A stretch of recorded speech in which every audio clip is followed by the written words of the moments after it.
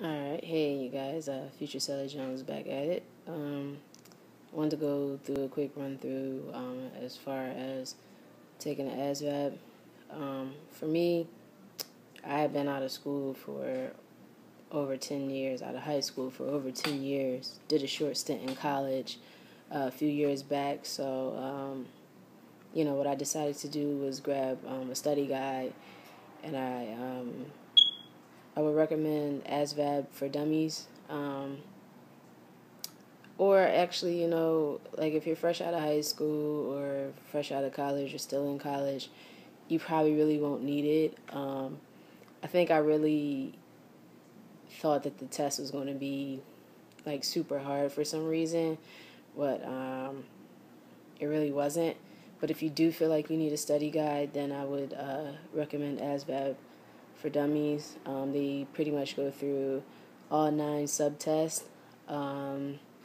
And I think for the Navy, you need a AFQT score of 35 and above. For the other branches, I believe is lower, and it might be a point higher for the Air Force. But anyway, I did fairly well. I got a 74, and so the key is like the higher your score is, a lot of times the more choices you'll have when it comes to picking a job. But that's only dependent on what jobs are available. So, I would say study, get a good night's sleep prior to it. You need to get a good breakfast, and don't psych yourself out prior to going. Don't make it more than what it has to be. And I think a lot of people end up doing that, and somehow, some way, they fail and have to retake the test. And I think after if you fail 3 times, I don't believe you're able to take the test anymore. But every time you do fail, you have to wait 30 days before you can take the test again. So if you feel like you need to study and you should study, do so. They have all types of practice tests also online, so you can look into that and kind of gauge where you are. Yeah, so it's really not that bad. I think the key is just having like really good recruiters, people that aren't going to sell you a pipe dream. They're going to tell you how it is. They're going to tell you what you need to know, basically. And then it's really important for you to do your own research as well. But as far as the ASVAB goes, I would say study. Don't make too much of it, and just knock it out. The sooner you knock it out and get it done, the sooner you can, get to MEPS, get your physical done, sign your contract, and then be on your way. So, like I said, just don't psych yourself out. If you guys have any questions, I'll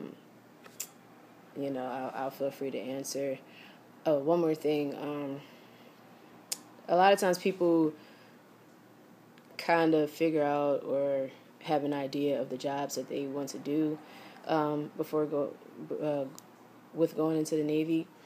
The thing is, also, when it comes to studying for the ASVAB, say if, you don't want to be an engineer or, really do any dirty work or anything like that, when you're studying, it wouldn't make sense for you to study the mechanical section or what's the other one? It's mechanical and something else, maybe auto or something like that. If that's not what you're into, don't waste your time and study those particular sections, because mainly you need to get your vocabulary together, word knowledge, paragraph comprehension, your basic math, arithmetic, and general science.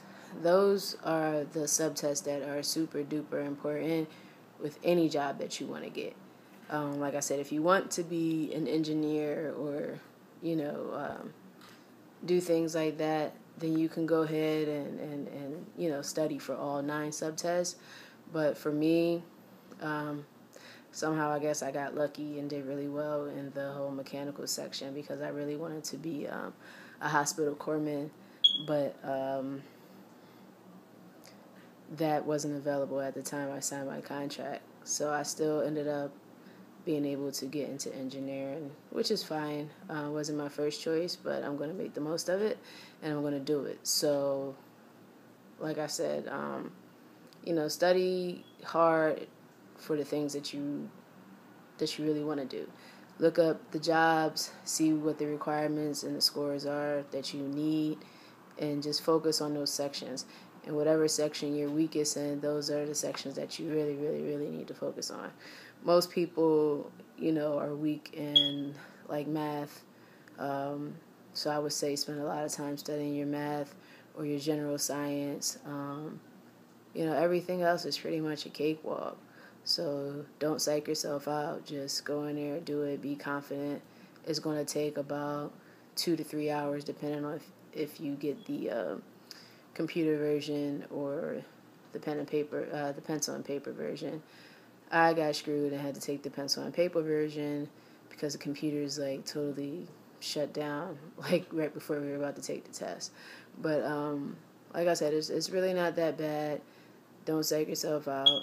Just study, get it done. Again, if you guys have any questions about it, feel free to just leave me a message and I'll get back to you guys in a timely fashion. All right. Later.